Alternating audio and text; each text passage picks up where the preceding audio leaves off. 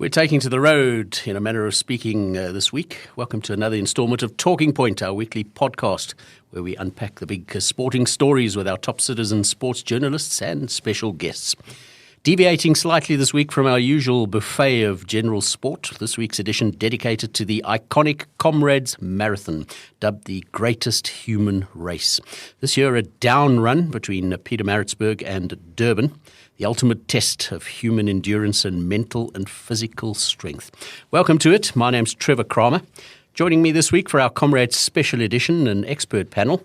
Himself an ardent road runner who loves pounding the road, yet to convince himself to run a Comrades, the head of citizen sport, Jacques von Westhuizen. How's it, Jacques? Welcome back. Hello, Trevor. Hello, everybody.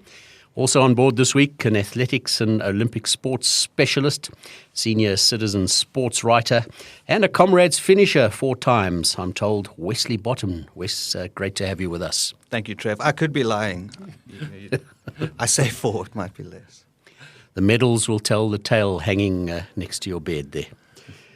On the Talking Point hotline, he's still known as the King of the Comrades, a record 9-time Comrades Marathon winner between 1981 and 1990. Author, motivational speaker, philanthropist, training advisor, commentator, the president of Park Run South Africa, man who wears many hats, and a man who can really say he's been there, done that, has the medals to show. Also pens a weekly Comrades Tales column in The Citizen, and that has been during the build-up to the race. A privilege to welcome Bruce Fordyce. Yes, thank you. It's great to be with you, Trevor. Bruce, thanks for joining us. Yeah. I'm going to leave it predominantly to Jacques and Wesley to take the discussion further today. Okay. But let's look at some of the contenders for the title a bit later, other elements pertaining to one of the toughest tests of human endurance. Jacques and Wesley will handle that. But first up, my question, Bruce, is this to open our Comrades special. Every runner plots his race differently. He sets a target for himself or herself. Bruce, perhaps the hardest of all to answer, and I'm going to pose that first up today. What advice do you have for a novice runner? Okay, yeah, it's a question I've been asked plenty of times. In fact, I think I've done about 8 or 9 club talks in the last few days. So yesterday was Run Walk for Life in Rustenburg, and my advice to the novices there, 22 of them at that function, was first of all to start like a coward and finish like a hero. And by that I mean start very gently, very carefully, very circumspectly, and then pick it up later on if you're feeling good. And if you're not, thank goodness you didn't start too quickly. And then the last thing I said to them, going back to my novice run, is just remember one thing. You are only a Comrades novice once. So try and enjoy it. It's a wonderful experience, and try and remember some of it. If I have a regret for my own first Comrades, is that I can't really remember it. I was so intent on running and racing and trying to get the best time, I can't remember too much of it. So I advised them somewhere along towards the end of the race to try and freeze the moment, remember it forever, and enjoy the experience. Bruce, maybe we can move to the other end of the field now and just talk about some of the contenders.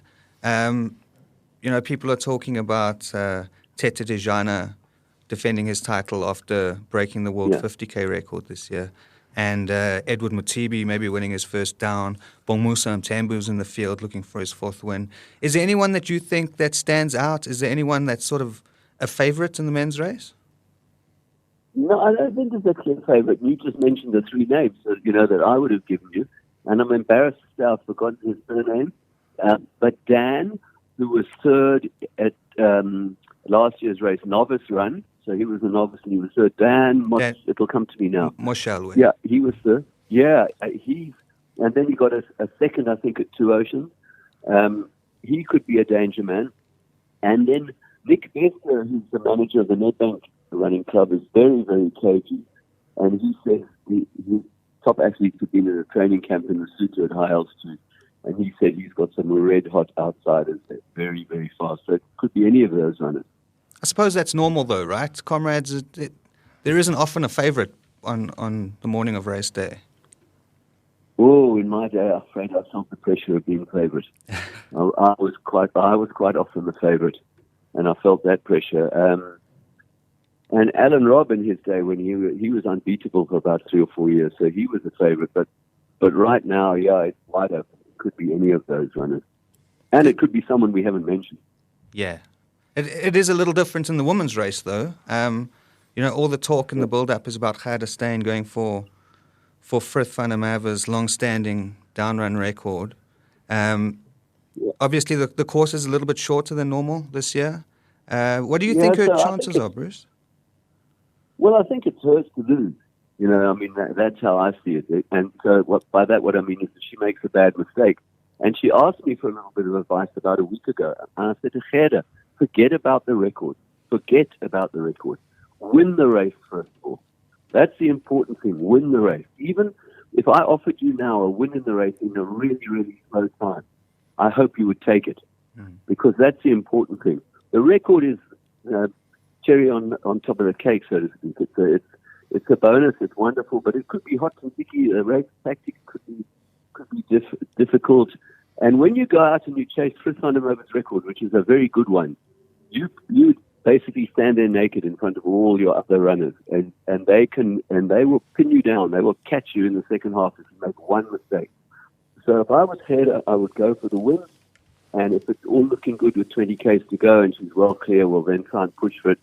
I've been teasing all the Comrades runners this year. This is not a Comrades. This is not a down run this year. 87.7.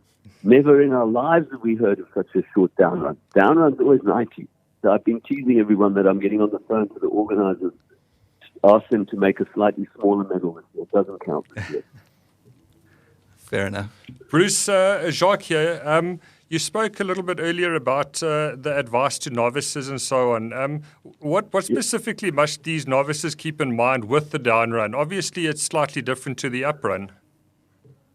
Well, it's hugely different. They're two vastly different races, even though they're roughly the same distance. The first thing that's going to shock them, and they need to keep this in mind and not be shocked, is that because I always use this as a sort of teasing point, because it's the down run, you go up. And you go up, in the beginning, it seemingly go up for 50 Ks, 55 Ks. You drop down Polly Short, you drop down Little Polly's, you drop down into Drummond. But the rest of the race, of that first half, just feels like you're doing nothing but climbing. And so they need to keep that in mind. They are going to be climbing. In Changa, up to Ashburton. There's just so many climbs. Even the Harrison Flats, which is supposed to be flat, is actually slightly uphill on the down run. So they need to keep that in mind. It is an up run for a very long time. At 55 Ks plus minus a bit, at Bozers Hill Village, at Kersney College, that's when the down run starts. And that's when you literally plummet down to the sea. With very tired legs, you now hammer your legs. You run down Bozers, down Field Hill, down the back of Cowies, all the way to the sea. But it only starts at Kersney College. And then, Bruce, for those novices who are running, and even for all the other runners, where along the route can runners expect the crowd to really lift them and the people on the side to cheer them on and to boost them when those legs are feeling weary and tired and so on? Where are the best spots that they can look forward to? Well, it's mainly the landmarks. So Camperdown Village, a lot of people will be there early on. Going back, Ashburton, the top of Ashburton, there's a lot of locals who will be there. Then Camperdown Village, then Cato Ridge, huge crowd. And then sporadically along the way, Drummond and halfway will be packed, absolutely packed with local people, but also hundreds of supporters and seconds of runners who are running. And then Bozers all the way there down into Hillcrest. Thick crowds most of the way, but there are some lonely bits. There's some bits where there's literally nobody. And right at the end, when you run down from the Berea, you run on that concrete canyon, as I call it, on the highway. There's nobody. There are people on the overpasses, on the bridges above you, but there are no spectators along that bit. And then when you get into Durban itself, Durban city, then it is obviously the last 3 kilometers to the finish is just packed, lined with spectators. And they've got that bit particularly at the front of the field when I've been there. feels like you're a Tour de France cyclist winning a mountain stage, with so many spectators crowding around you. Bruce, you've been involved in this race for so long, as a runner and an analyst and a commentator. You'll be going down this week again. What do you see any major differences in the race from, say, the 1980s until now? Is it very much still the same event? Oh, yeah. It's the same in many ways, and they're not the same in others. The traditions are the same. That the green numbers are alternating direction. The different medals, though there are a couple of new medals now which weren't around in my day. For instance, the Isabel Roche Kelly for the ladies and the Robert Charlie for everyone. Probably the major difference is the field has got bigger. I probably ran in the 80s against about, 8, 9, 10,000 runners. Not against, with 8, 9, 10,000 runners. Now it's 15, 16, 17, up to 20,000. And then, of course, a bitter subject for those of us who were winning in the 1980s is prize money now, which there was none back in my day. Those are probably, and then I think the other thing is, from the very early 80s and 70s is the live television. I mean, I'm part of the broadcast team. I'm going to be commentating. We're girding our loins and bracing ourselves for 13 hours of coverage. So we're going to be working hard for 13 hours. And Bruce, before we let you go, your parting shot, it's not always about the elite runners. It's about the runners too who pound the road for up to 11 and a half hours a day. And it's a long, long race. Just your parting shot very quickly for those poor souls who spend up to 11 hours a day on the road. Yeah, well, it's not 11 hours a day, but it would certainly be once a week that they will do a long run. But I would say to them, enjoy the experience. It's going to be a lot of fun. You are going to hate yourself in Pinetown beyond all belief, and you'll swear that you'll never do it again. But you will come back again, because we all do. And I can't tell you how envious I will be.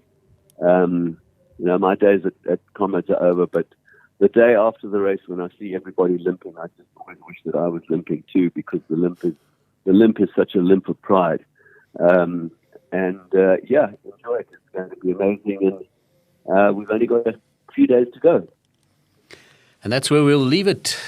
Comrades King Bruce Fordyce, a real treat to have you join us. Thanks for your time, much appreciated, and enjoy the Comrades Week. Yep. As always, the head of Citizen Sport, Jacques van der Westhuizen. Thanks for being with us. Senior Citizen sports writer Wesley Botton. Great to have you with us for your insight as always. To all the runners who will be pounding the road between Pietermaritzburg and Durban on Sunday, best of luck. Have a great run. Hope all those hours of training and preparation bring you the desired outcome. My name's Trevor Cramer. This has been Talking Point. It's been a Comrades special. You'll find us on citizen.co.za, or why not follow Citizen News on Iono FM. You'll also find the podcast on the Citizen YouTube account. Remember, as always, don't wait for the opportunity, just create it. Till next time, take it easy. Cheers for now.